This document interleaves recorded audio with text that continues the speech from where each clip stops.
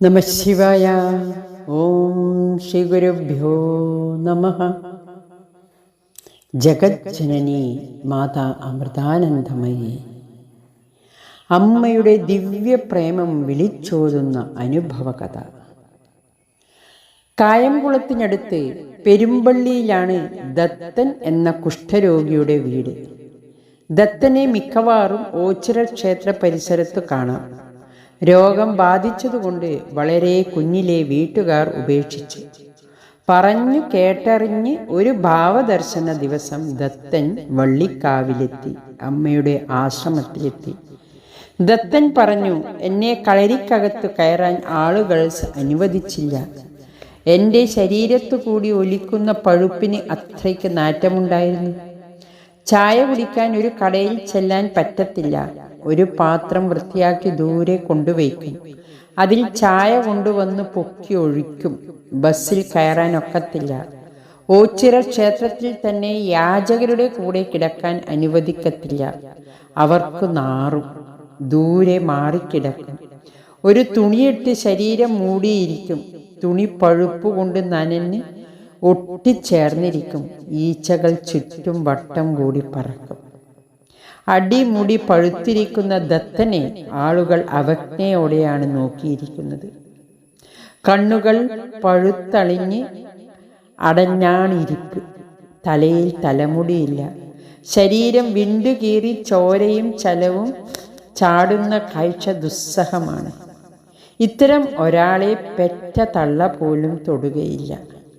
ആളുകൾ അടുപ്പിച്ചില്ലെങ്കിലും അമ്മ മറ്റുള്ളവരെ പോലെ തന്നെ ദത്തനെ അടുത്തിരുത്തി മടിയിൽ കിടത്തി ആശ്വസിപ്പിച്ചു. അമ്മ തൻ്റെ ദത്തൻ്റെ തലയിൽ വെള്ളമൊഴിച്ചു കുളിപ്പിക്കുമായിരുന്നു. അമ്മ ശൂലമുന കൊണ്ട് ദത്തൻ്റെ തലയിലെ വ്രണങ്ങൾ പൊട്ടിച്ച് പഴുപ്പ് ചാടിക്കും. പഴുപ്പ് വായ കൊണ്ട് വലിച്ചെടുത്ത് തുപ്പും. വ്രണങ്ങളെല്ലാം നാക്കുകൊണ്ട് നക്കും.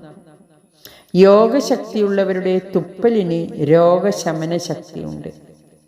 അമ്മ ഇതെല്ലാം ചെയ്യുന്നത് കണ്ടിട്ട് തലചുറ്റി വീഴുന്നവരുണ്ട്. മനം പുരട്ടി ഛർദിച്ചവരുണ്ട്. അമ്പരന്ന് നിന്നവരുണ്ട്.